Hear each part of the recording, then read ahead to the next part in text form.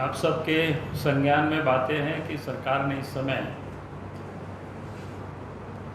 एक निर्णय लिया है मदिरा की खुदरा बिक्री हेतु दुकानों की बंदोबस्ती और संचालन नियमावली 2025 सरकार ने पारित किया है।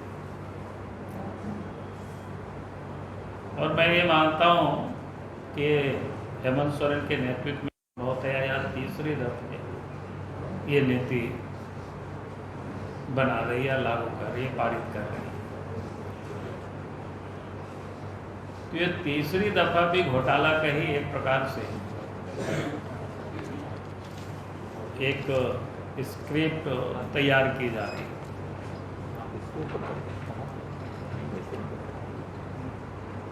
क्योंकि इसमें जिस प्रकार उन्होंने प्रावधान किया है का एक तो यूनिट और एक यूनिट में 1 से 4 दुकानें तक हो सकती है, इस प्रकार के ऐसा अखबारों में छापा है, काफ़ी सब लोगों ने छापा है। तो इस प्रकार के कोई एक व्यक्ति या एक समूह अर्थात कोई कंपनी अधिकतम 12 यूनिट तक वो ले सकते हैं। अगर इस हिसाब से आप जोड़ेंगे तो फिर कुल मिलाकर के ध्यान में आता है कि भाई कुछ लोगों को लाभ पहुंचाने के लिए, उपकृत करने के लिए ये सारे नियमावली इन्होंने पारित की।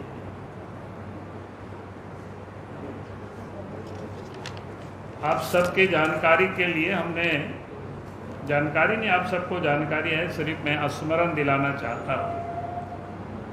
2024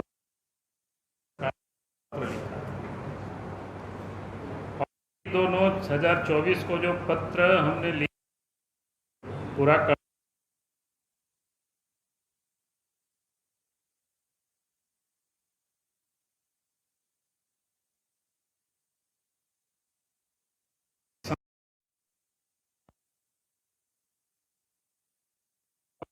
अपने पालन पोषण कर, आप भी उसी समाज से आते हैं, इसलिए आप भी आदिवासी महिलाओं की स्थिति से अवगत हों।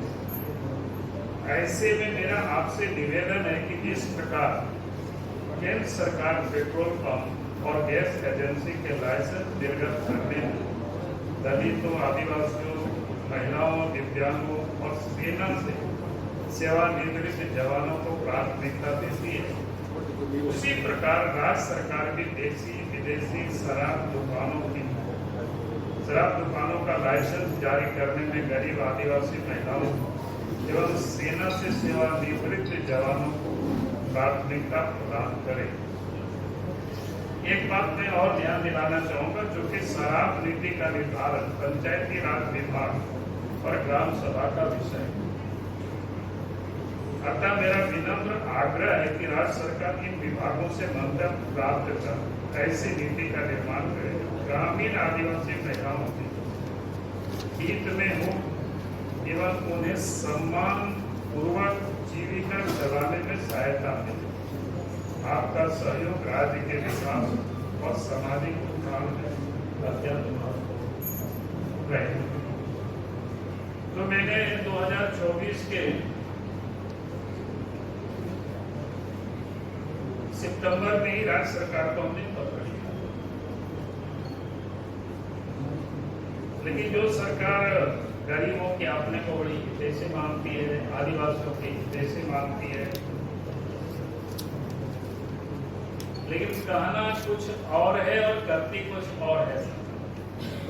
इसलिए मैं फिर से सरकार से मांग करता हूं, भाई सरकार रोजगार देने की ये दिखावा नहीं करे, बल्कि रोजगार देने के लिए काम भी सरकार करे, ताकि सरकार जिस प्रकार से जो मॉडल तैयार की है अभी, वो क्या है कि चंद रसूखदार नेताओं के करीबी व्यापारी लाभ उठा पाएंगे, बेरोजगार युवा, छोटे उद्यमी और ग्रामीणों के लिए इसमें कहीं कोई जगह नहीं।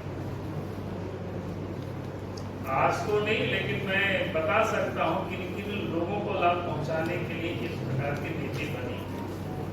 जब जरूरत पड़ेगी तो उस समय वो भी मैं बता दूंगा, लेकिन जितना मैं जानता हूँ।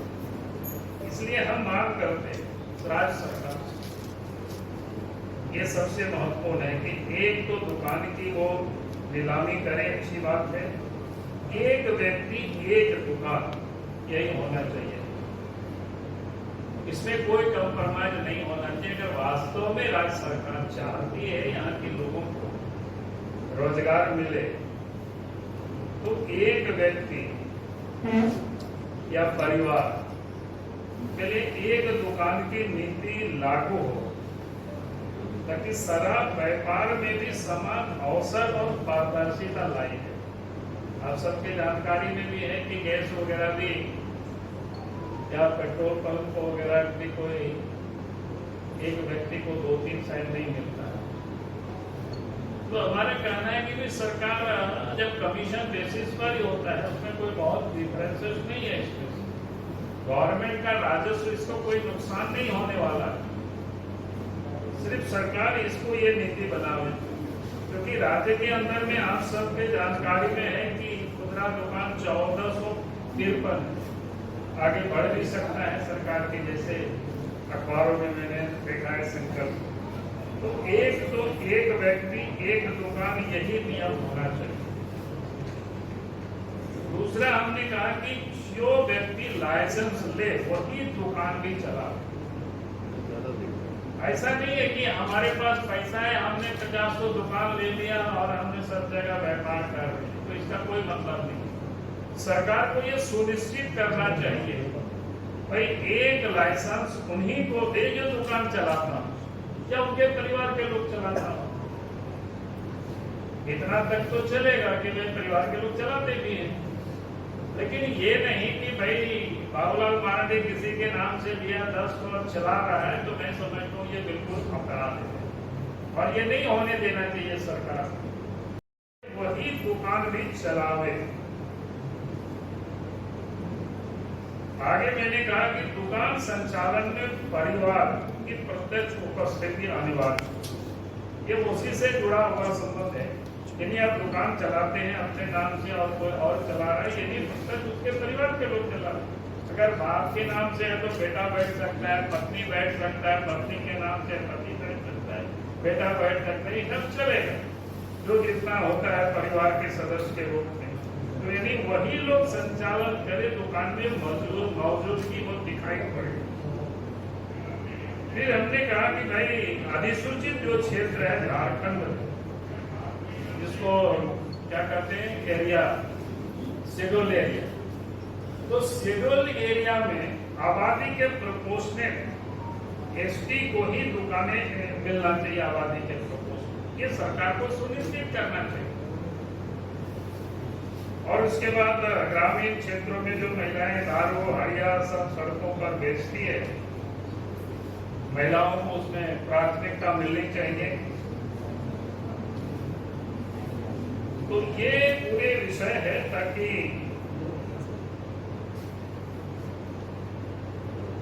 इस का उद्देश्य राजस्व के साथ साथ रोजगार भी होना चाहिए, ताकि कहीं कोई घोटाला नहीं हो सके, इसकी सरकार को देखना चाहिए।